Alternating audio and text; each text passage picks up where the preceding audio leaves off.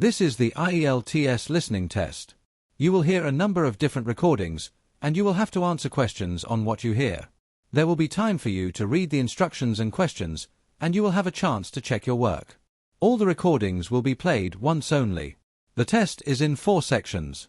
Section 1. You will hear a conversation between a young woman named Sophie and a letting agent at Greenfield Estate Agency. You have some time to look question 1 to 5.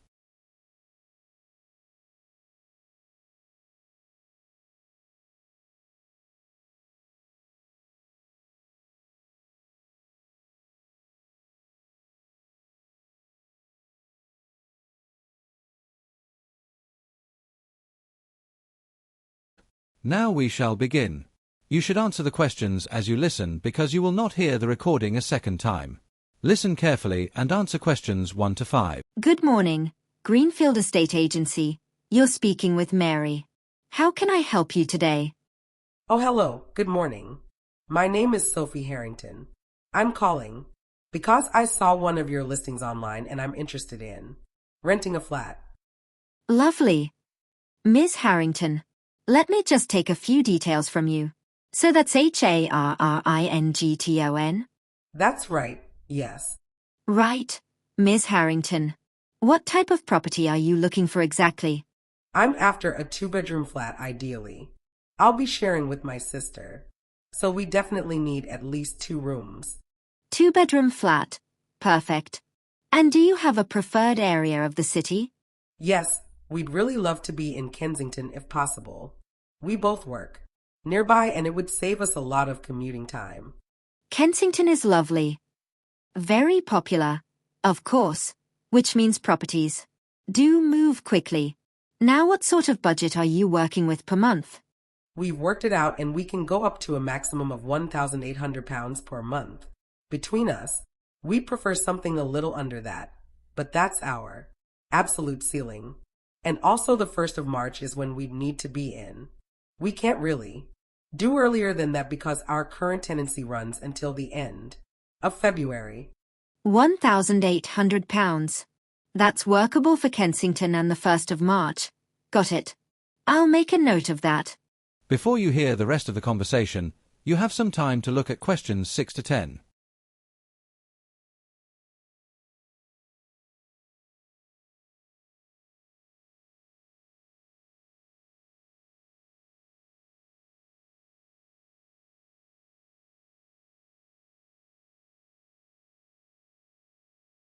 Now listen and answer questions 6 to 10. So we do have a couple of properties that might suit you in Kensington. Now, I should mention that our standard security deposit is 5 weeks. Rent, which is now the maximum allowed under current legislation. 5 weeks, right. And is everything included in the monthly rent? I mean utilities and things like that? Good question. The water bill is actually included in the rental figure. For our Kensington properties, building maintenance is also covered by us. However, council tax is the tenant's responsibility. That's separate from the rent. I see. What about the contract length? Is there a minimum? Yes, we require a minimum of 12 months for all our 2-bedroom properties in that area. We don't do anything shorter, I'm afraid. One more important information about pets. Well, for most of our properties, pets aren't normally permitted. However, for small pets like cats, if the landlord gives written permission, then it's acceptable. We'd need to request that separately. And it's not guaranteed, but it is possible. That's helpful. Thank you. Could we arrange a viewing? Of course. The earliest I can do is Saturday morning. Would say 10 o'clock work for you? Saturday morning at 10? Yes, that works perfectly for both of us. That is the end of section 1. You now have half a minute to check your answers.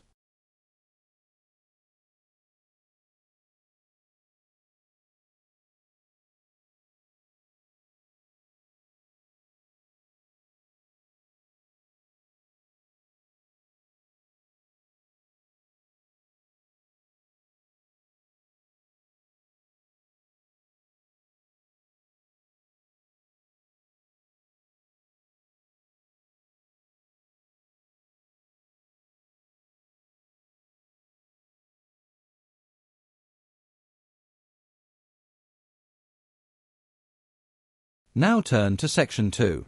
You will hear a recorded introduction by the market coordinator of the Riverside Farmers Market. You have some time to read question 11 to 15.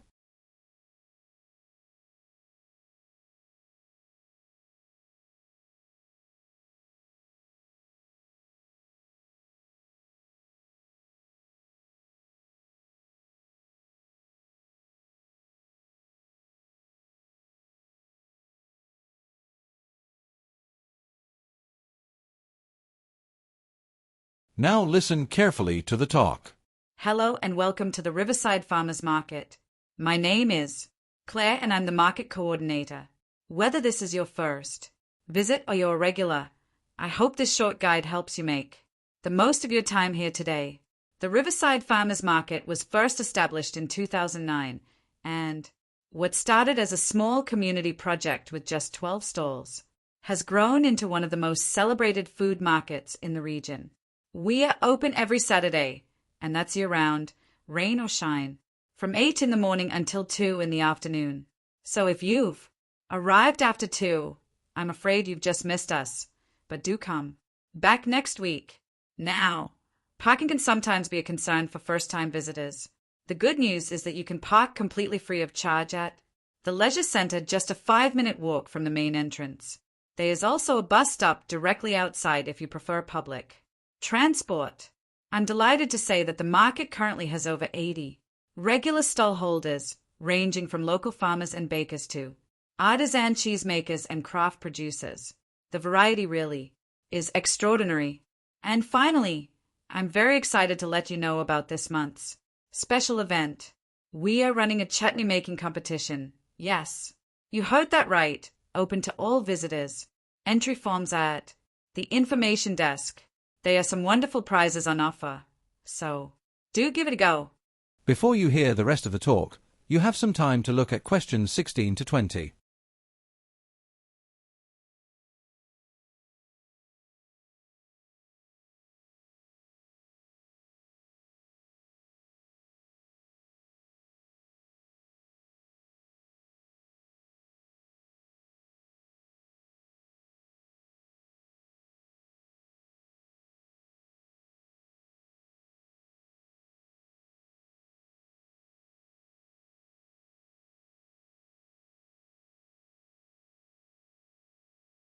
Now listen and answer questions 16 to 20.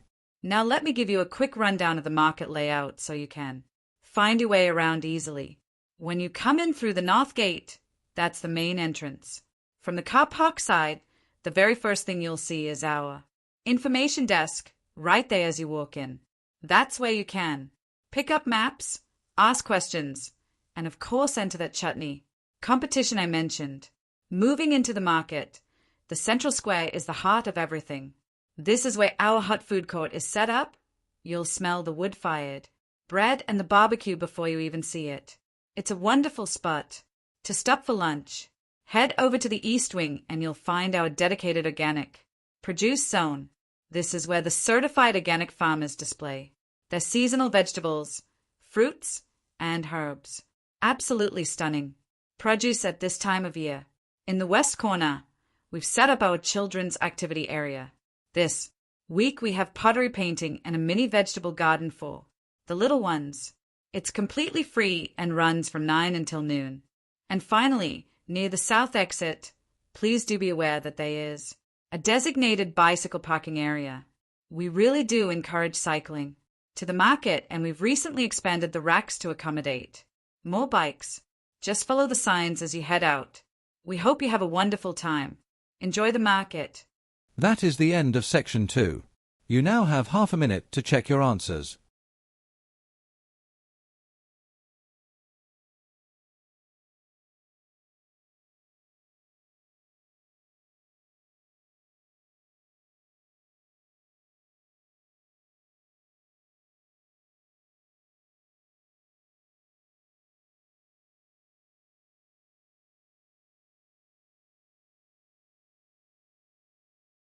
Turn to Section 3.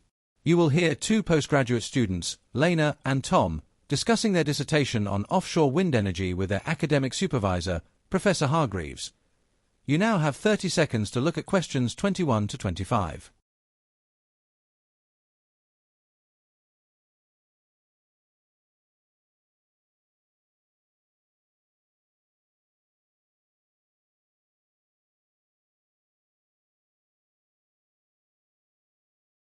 Now listen carefully and answer questions 21 to 25. Right. So I've read through the draft you submitted. There's some genuinely strong material here.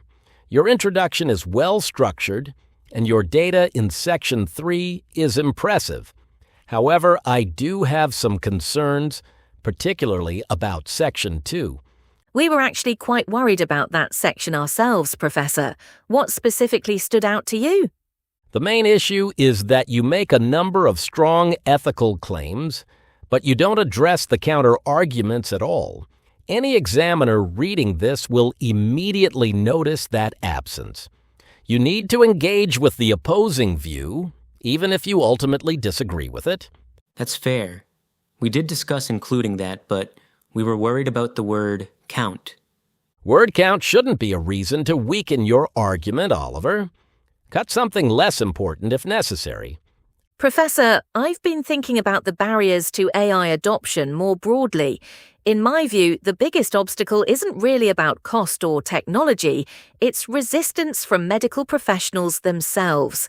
Many doctors feel that AI threatens their clinical authority and judgment. That cultural resistance is much harder to overcome than, say, a technical hurdle. I'd actually push back on that slightly, Fatima. I think the privacy law issue is more fundamental. Without clear data protection frameworks, hospitals can't even legally share the patient data that AI systems need to learn from. Both valid points and worth including in your discussion. Now, Oliver, in your literature review, you mention AI reliability. What's your current position on which medical specialties have the most robust AI diagnostic tools? Based on everything we've read, skin and eye diseases are where AI performs most consistently. Dermatology and ophthalmology both have large, well-labeled image datasets, which makes the machine learning much more accurate. Areas like psychiatry are far less developed. Correct. And that's an important distinction to make in your paper. Now, about your ethics chapter, it's reasonable, but it lacks regulatory depth. I'd strongly recommend referencing the EU AI Act specifically. Those regulations are directly relevant to healthcare AI and will add considerable weight to your argument. We hadn't actually included that. Good point. Professor Hughes. And one final thing, where do you two see the most transformative future application of AI in medicine? I'm curious whether you both agree. Definitely early cancer screening. The ability to detect tumours at stage 1 or even before that could save millions of lives globally. Yes, I'd agree with that. Early cancer detection is the area with the most potential to genuinely transform public health outcomes. Good. Make sure that comes through clearly in your conclusion. Let's talk about... Before you hear the rest of the discussion, you have some time to look at questions 26 to 30.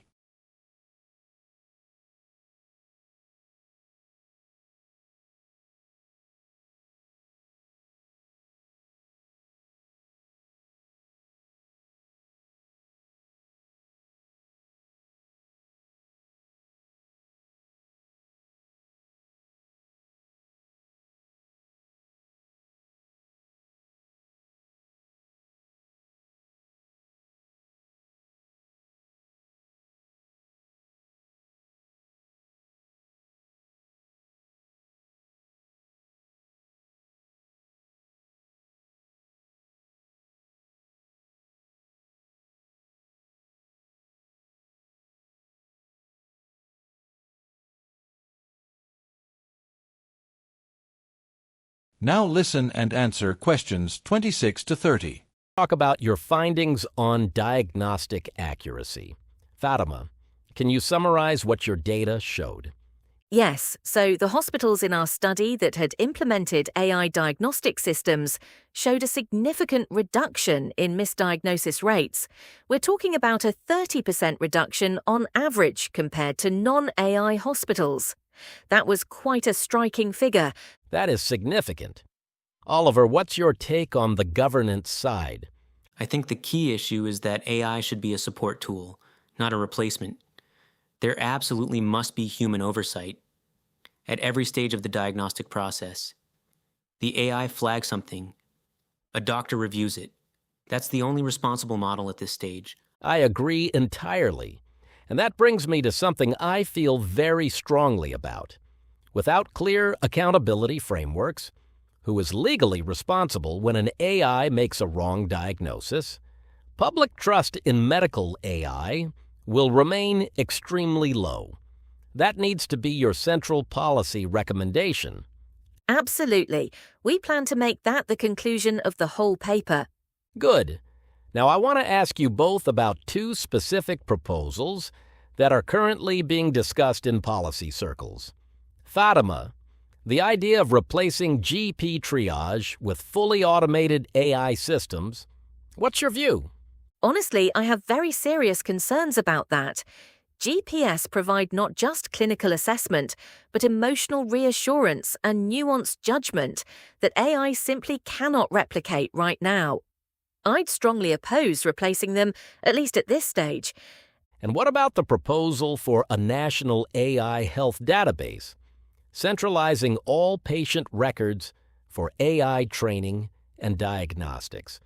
That's something I find quite interesting in principle, though I believe we need considerably more research into the security and ethical implications before it could responsibly be implemented. Agreed. The potential is enormous, but the risks need far more scrutiny before any government commits to it. Right. Well, you've both got strong instincts. Polish up Section 2 and add that regulatory layer, and I think you'll have a very competitive submission. That is the end of Section 3. You now have half a minute to check your answers.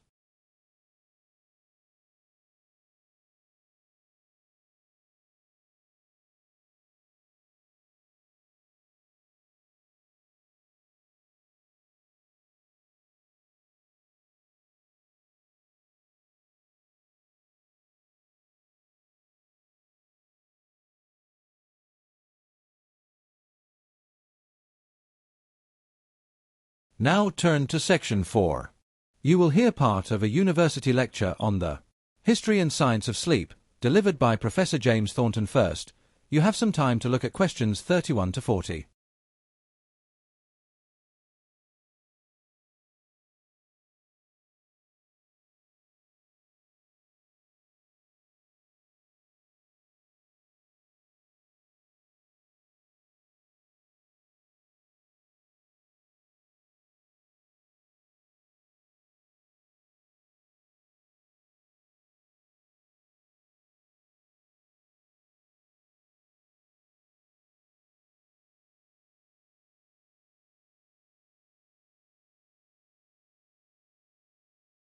Now listen carefully and answer questions 31 to 40. Good morning, everyone. Today's lecture is on a subject that every single one of you has personal experience with, yet surprisingly, few people truly understand, and that is sleep. Sleep research as a formal scientific discipline began in the 20th century. The pivotal moment came in 1953 when Eugene Aserinsky and Nathaniel Kleitman at the University of Chicago discovered REM sleep, rapid eye movement sleep, and that changed everything. Before that, sleep was largely regarded as a passive, uniform state. We now know it is extraordinarily active and complex. So how much sleep does the average adult actually need? The scientific consensus, confirmed across hundreds of studies, is between 7 and 9 hours per night. Not 5, not 6, 7 to 9. Anything below that on a regular basis is clinically considered sleep deprivation. Now, within those 7 to 9 hours, your sleep is not a single block of unconsciousness. It is structured into 5 distinct stages, which cycle through the night roughly every 90 minutes. These stages range from light non-REM sleep all the way to deep slow-wave sleep and REM sleep, where most of your dreaming and memory consolidation occurs. What triggers this whole process? The primary hormone is melatonin, produced by the pineal gland in response to darkness. As light fades in the evening, melatonin levels rise and signal to your body that it is time to sleep. It's an elegant biological system that evolved over millions of years, which brings me to one of the most significant modern threats to healthy sleep: screen exposure before bed. Research has shown that the blue light emitted by phones, tablets, and laptop screens suppresses melatonin production by up to 50%. That means scrolling through your phone at 11 o'clock at night is essentially telling your brain it's still midday. Not ideal. Now, what happens when sleep is consistently insufficient? Consequences are serious. Chronic sleep deprivation is associated with significantly elevated risk of cardiovascular disease. That includes hypertension, heart attack, and stroke. It also impairs immune function, hormonal balance, and mental health. This is not minor. These are life-altering health consequences. One specific sleep disorder that deserves mention is sleep apnea. This is a condition in which the airway becomes partially or fully blocked during sleep, causing the person to temporarily stop breathing, often dozens or even hundreds of times per night. Most people with sleep apnea are completely unaware they have it. Cognitively, the effects of sleep deprivation are measurable and dramatic. Studies consistently show that individuals sleeping fewer than 6 hours per night perform significantly worse on memory, consolidation tests, and by significantly, I mean scores can be up to 40% lower compared to well-rested individuals. This has enormous implications for students, which I suspect is relevant to several of you sitting here today. What can you do practically? One of the most well-evidenced recommendations is avoiding caffeine for at least 4 hours before bedtime. Caffeine has a half-life of approximately 5 hours in the human body, which means a coffee at 6 p.m. still has half its stimulant effect at 11. Many people dramatically underestimate how long caffeine stays active in their system. Finally, I want to leave you with a thought about where sleep science is heading. The most exciting frontier in current research is the relationship between sleep quality and Alzheimer's disease prevention. The brain's glymphatic system, which clears toxic proteins during deep sleep, may be the key to understanding why poor sleep is consistently linked to higher dementia risk. If we can unlock that relationship, the implications for public health are extraordinary. We'll continue this in next week's lecture. Thank you. That is the end of section 4. You now have half a minute to check your answers.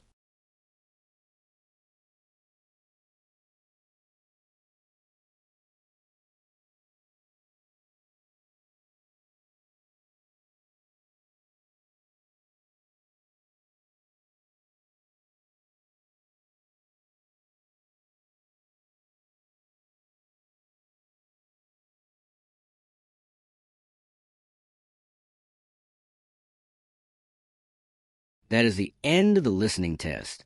Check your answers. Comment your score. All the best, my dear fellow student.